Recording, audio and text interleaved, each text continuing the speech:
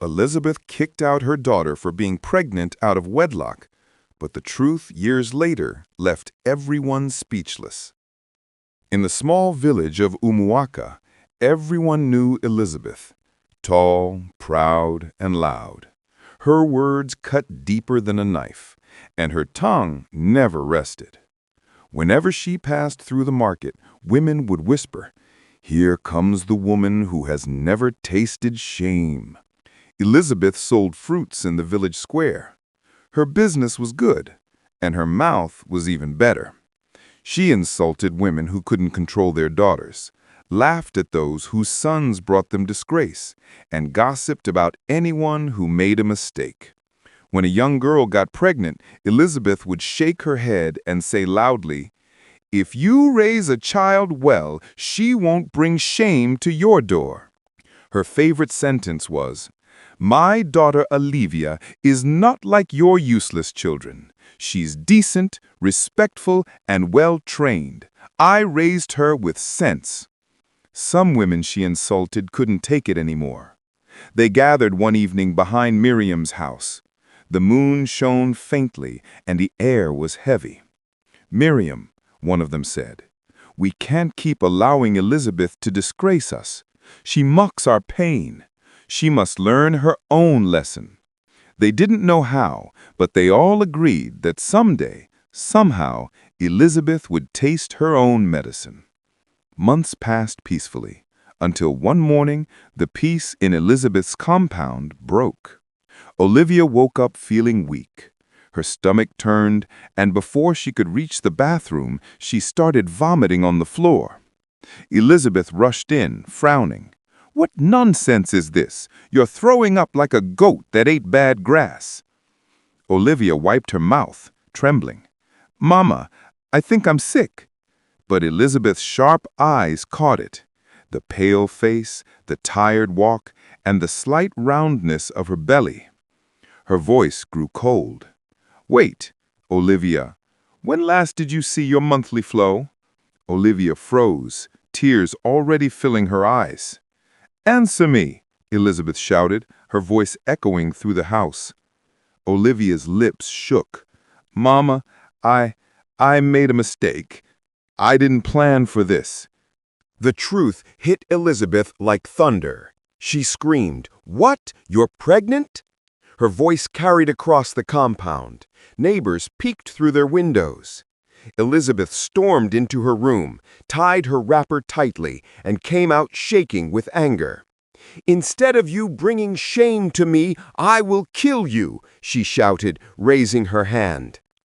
Olivia knelt, crying, "Mama, please forgive me. I have nowhere to go." But Elizabeth didn't listen. She dragged out Olivia's small bags and threw them outside. "You've ruined me. You've destroyed my name. Go and live with whoever put you in this mess." That night, as thunder rolled and rain began to fall, Olivia picked up her bags with trembling hands and walked into the darkness, barefoot, scared, and pregnant. By morning, the village was buzzing. "Have you heard? Elizabeth's daughter is pregnant." The rumor spread faster than fire in Harmattan. The same people who Elizabeth had mocked now laughed behind their doors. Now she will understand how it feels. The proud woman finally has her share. They laughed as Elizabeth walked past the market with her head down, but her tongue was still sharp. "If you think I've fallen, think again. I'm not the one who got pregnant," she said, forcing pride into her trembling voice. Meanwhile, Olivia walked until her legs gave up. She didn't know where she was going, only that she couldn't stop. By dawn, she fainted near a lonely road. When she woke up, she was lying in a soft bed, inside a beautiful room. The man who helped her smiled kindly.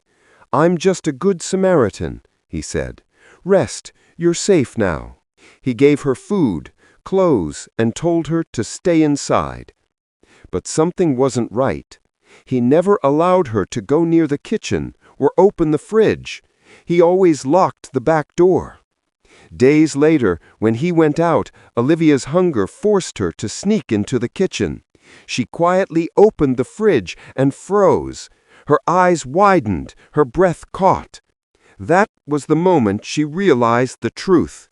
The man who called himself a good Samaritan was no savior at all. He was a ritualist. Her whole body trembled. Fear wrapped around her like cold water. That night, when the man came home, his smile was different. He whispered to someone on the phone, "Yes, tomorrow night." Olivia knew she had to escape. In the middle of the night, while he slept, she slipped out barefoot into the bush, clutching her small bag and her unborn child. She didn't look back, not once. Days later, weak and starving, Olivia reached another town.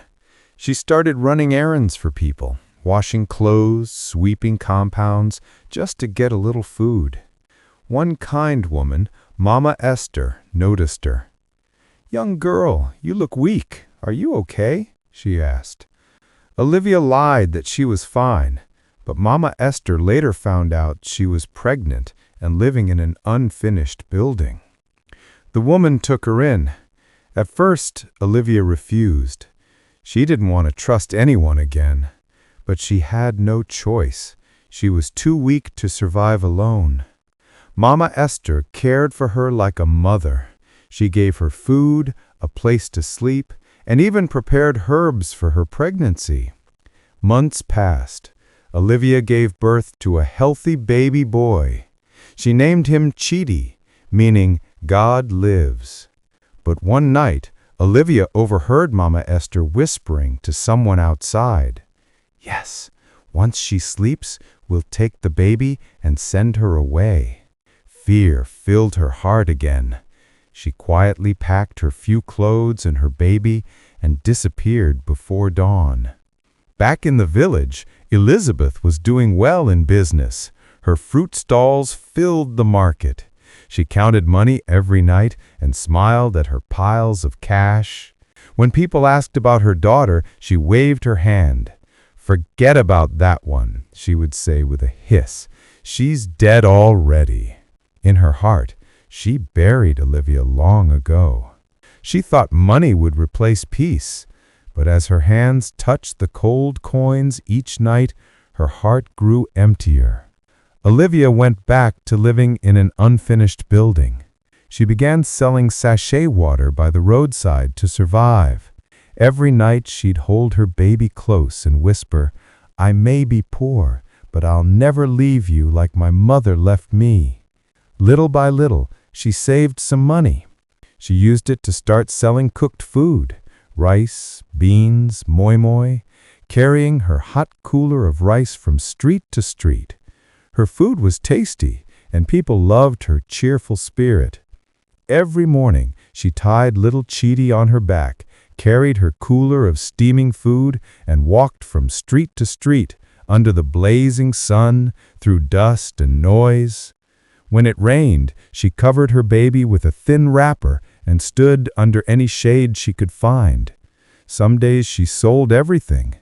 Other days, she returned home with tears and leftover food. One stormy afternoon, the rain poured without mercy.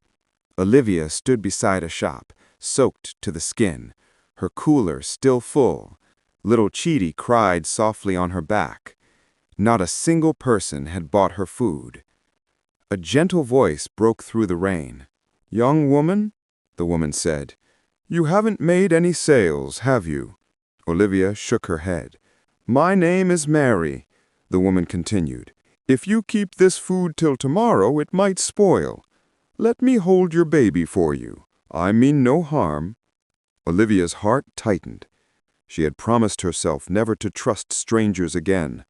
Before she could answer, another woman from a nearby stall spoke up. "Give her the baby, Olivia. Mary is a good woman. Go and sell your food. When you're done, come back for him."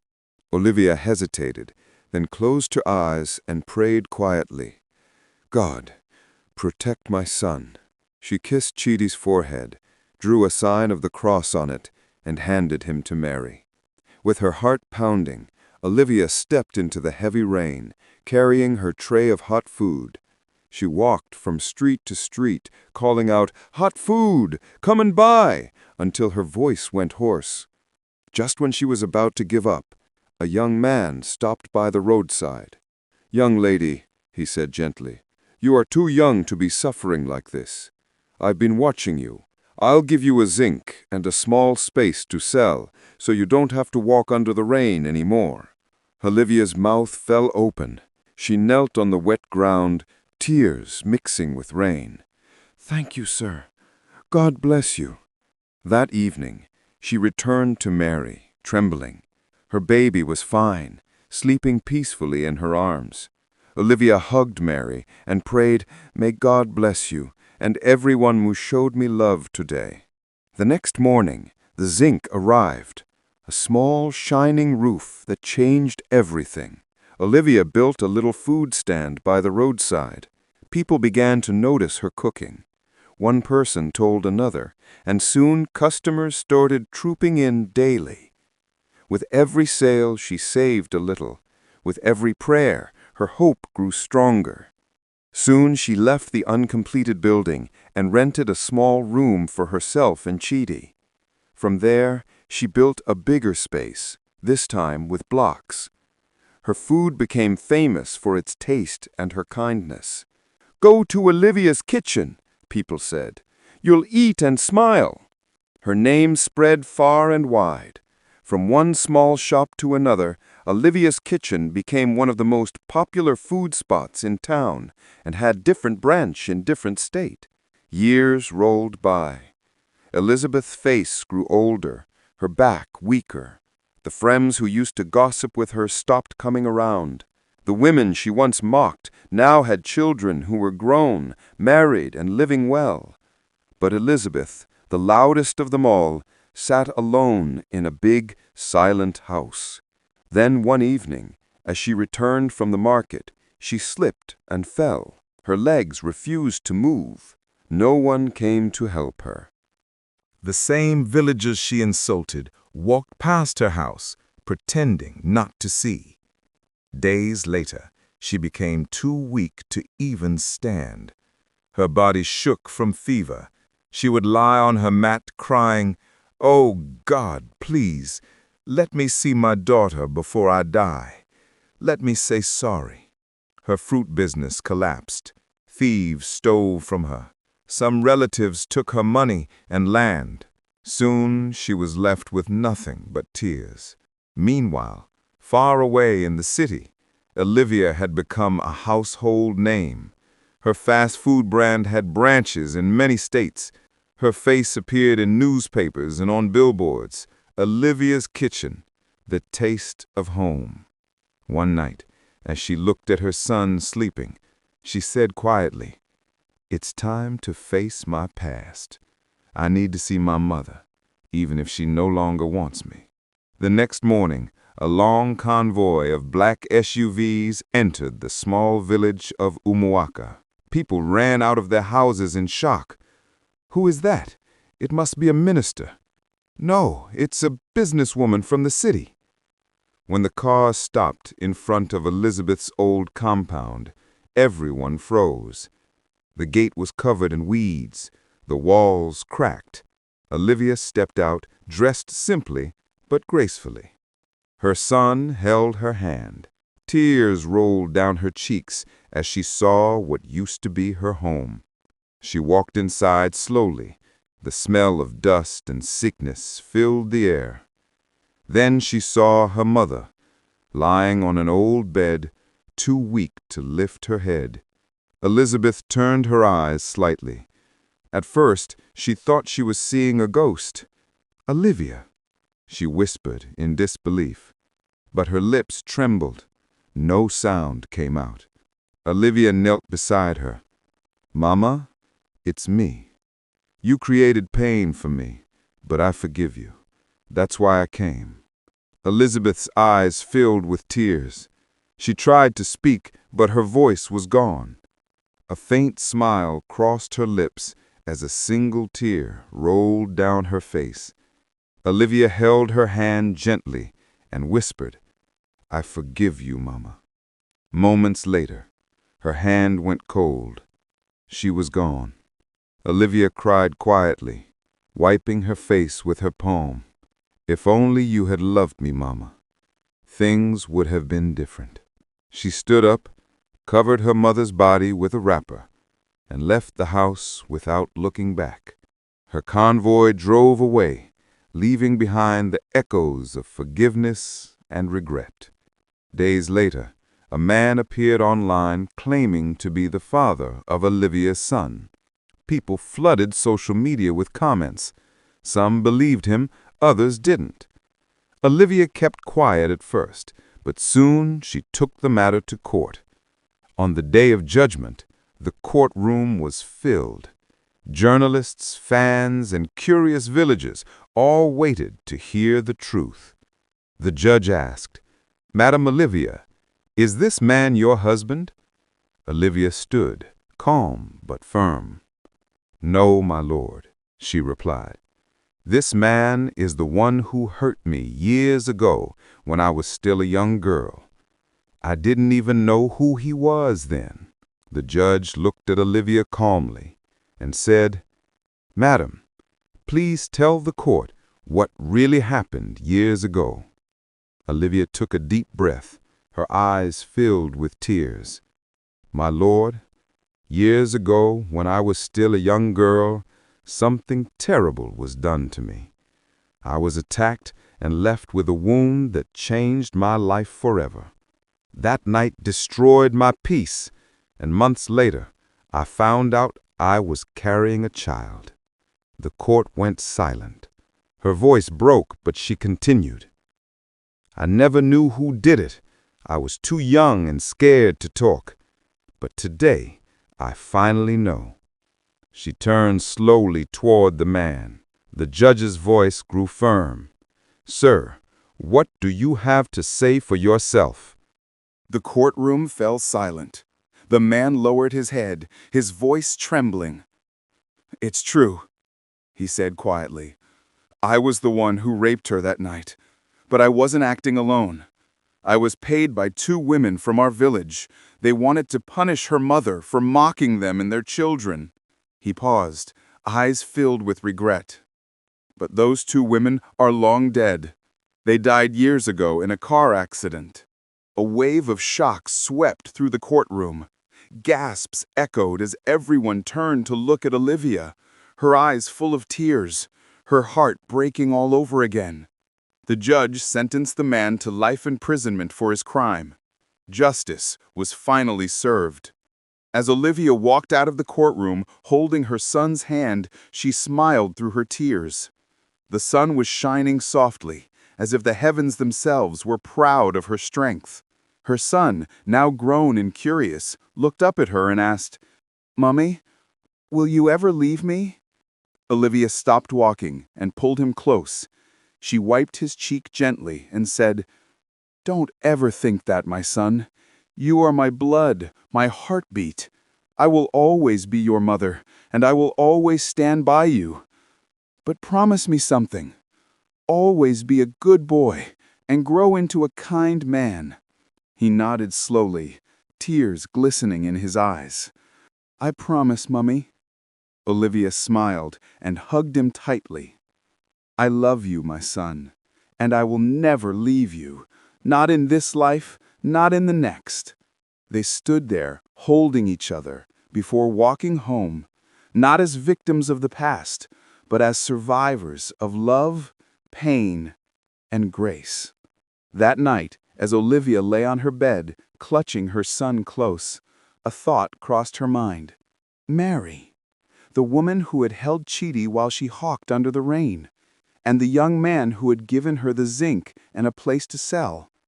The next morning, she set out to visit them. First, she found the young man who had given her a chance when she was struggling. His face lit up in surprise and joy.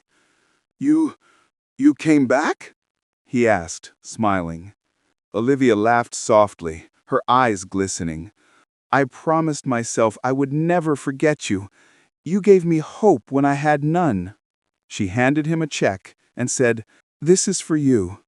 And I'm building a house for you, fully furnished, everything you need. You helped me rise. Now let me help you." Tears streamed down his face. "God bless you, Olivia. I don't know what to say." A few days later, she visited Mary. Time had aged her. She was alone in a small, quiet home. Olivia knelt beside her and took her frail hands. "Mary, you held my son when I couldn't. You believed in me when I didn't even believe in myself. I want you to come live with me." Mary's eyes widened. "Live? With you?" Olivia smiled warmly. "Yes, we'll live like family, as we were always meant to. You will never be alone again." From that day, Mary moved in. Olivia furnished her room, filled it with warmth and comfort, and every morning, Chidi ran to greet her like a grandson. Olivia's home became a place of love, laughter, and gratitude. She had won the court case, and now she had fulfilled a higher promise, to honor those who had given her a second chance. If this story touched your heart, don't forget to like, share, and subscribe for more emotional stories like this. Your support keeps the stories alive.